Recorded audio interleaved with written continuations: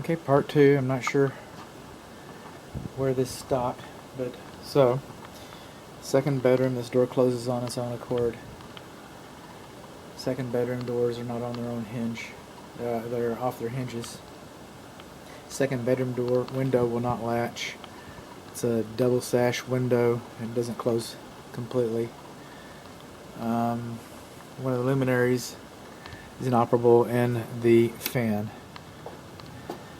Coming along here, this bathtub drips. Okay, and you shouldn't have separate handles. It was fine when the house was built, but by today's standards, you should have a single handle to prevent scalding. It's a safety feature. This commode has insufficient. We're in the hall bathroom. This commode has insufficient anchorage. This GFCI, I don't remember testing it. I think I did. I don't remember testing it. I do remember the master bathroom. It does work. I have a fan and a heater.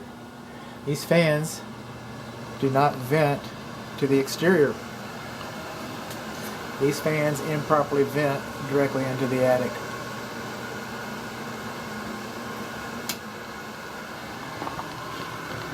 Coming down here, the plumbing all seems to be pretty much standard operation.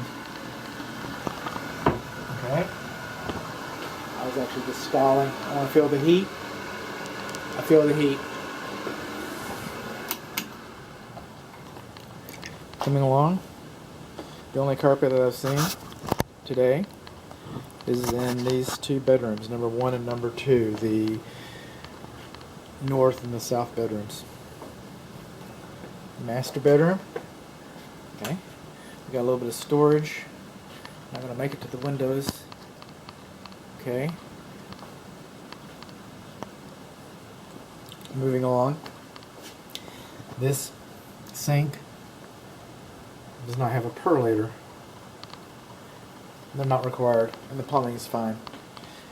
This should be labeled GFCI. A sticker right there. Okay. This GFCI works. This GFCI works. Across from the commode. Alright. And this one controls this one. Well, let's show you.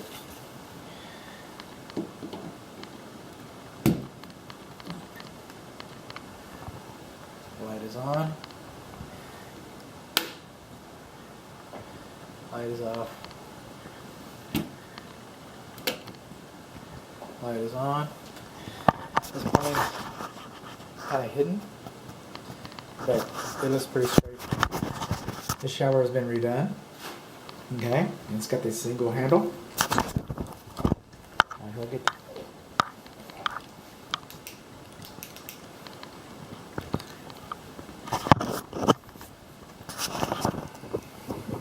Turn it back on. It's got the single handle as it should, hot as it should be. Got a little bit of cracking. My light's blowing it out. A little bit of cracking in this corner, northwest corner of the master shower. Showers no longer are required to have curbs. So, for handicapable people. Coming along in here, we've already had this conversation. Bare light bulb and clothes closet, pull chain and clothes closet. Alright.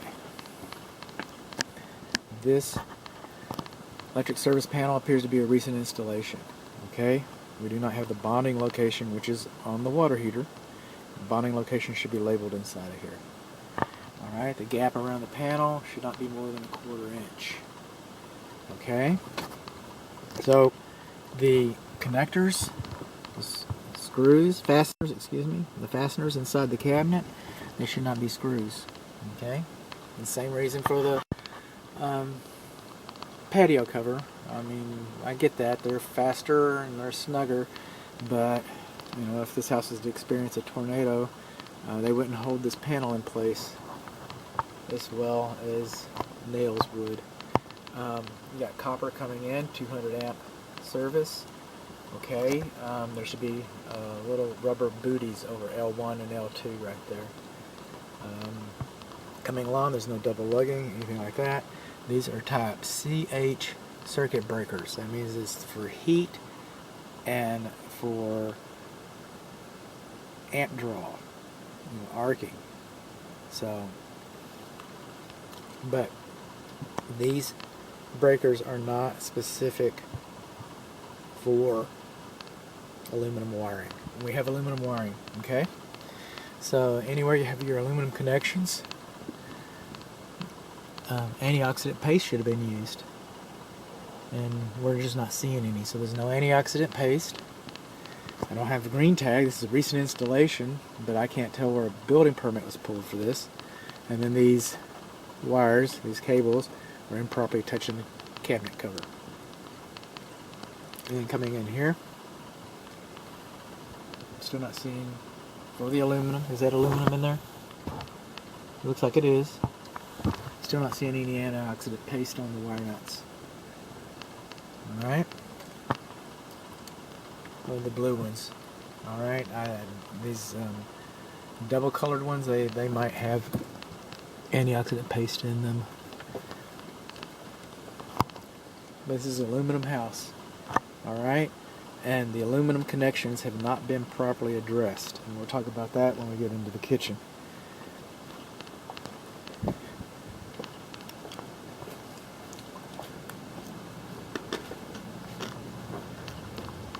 No smoke alarms in any of the appropriate locations. There should be a smoke alarm inside each bedroom. There should be a smoke alarm in the hall between all the bedrooms. There should be a smoke alarm in the common living area. There should be a carbon monoxide alarm in this common living area because you have an attached garage and you have a fireplace, a wood burning fireplace. Coming along, we've got some paper finishes, paneling in the garage. Okay, bifold glass fireplace with a screen. Back to the windows. This is a sliding window, sliding door into the patio area. The handle's loose.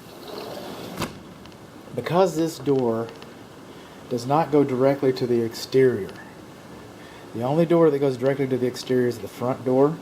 And because of that, it should not have a double cylinder deadbolt. If this door went to the exterior or another door went to the exterior, then you could have a double cylinder deadbolt on the front door. But you shouldn't have one in this application. We got one at my house, but my house isn't for sale. Got a little bit of cracking right in here. I'm going to go back around, moving up in here. There's a little bit of movement. Just blowing it out. Okay, a little bit. That's some signs of movement. But also it should be noted that the flashing up in when we did the roof video, the flashing is installed backwards up over that area. These vaulted ceilings. Okay.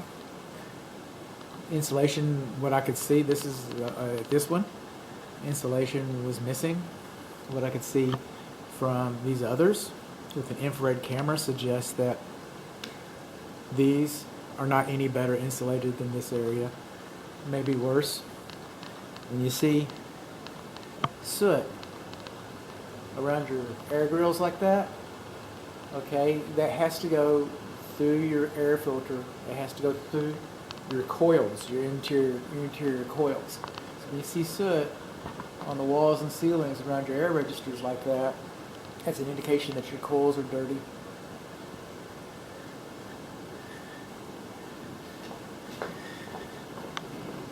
Okay, 5/8 horsepower garbage disposal. It's wired up pretty good. What's going on here is the drain line from the dishwasher does not have an anti-siphon loop on it. I have an anti-siphon device. The dishwasher and the food waste disposal both look like they're fairly recent installations. The other kitchen appliances, not so much. Okay, the oven, the cooktop, and the microwave are all dated. Okay, this fan vents directly to the exterior.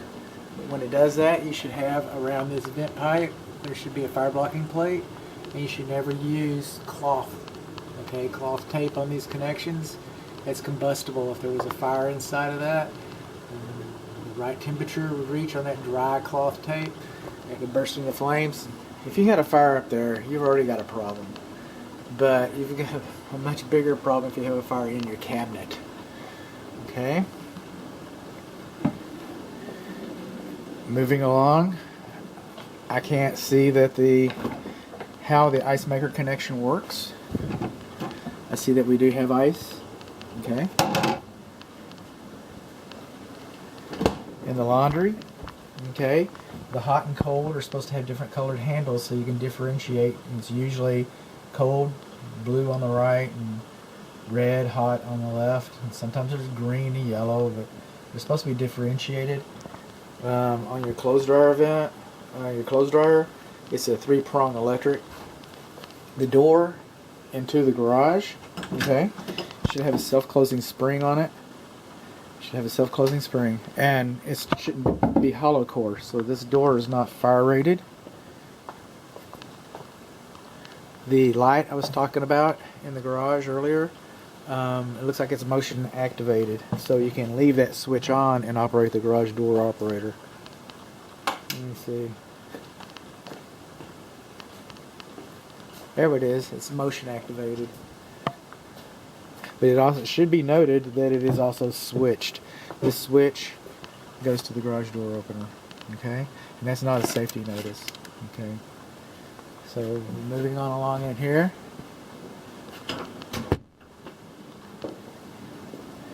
Moving into the dining area. This is another one of those double sash windows. I call them double hung. It's got the same difference. And it will not close enough, and so it will not secure. And again, a glazier would be able to help you with that. And again, I wouldn't imagine it to be an expensive fix. That's somebody else's business, though. And right on along here, this is a double cylinder deadbolt. Takes a key to get in, takes a key to get out. If you have a fire, go look for your key. This would be acceptable. Again, it'd be acceptable if you had a door that opened directly to the exterior. Okay, French doors are beyond the scope. Storm doors are beyond the scope of this inspection. But this one seems to be in pretty good shape. This is the emergency drain for the water heater. Okay, and that's the right height. I just want to let you know that we saw that, and it's there, and you got one.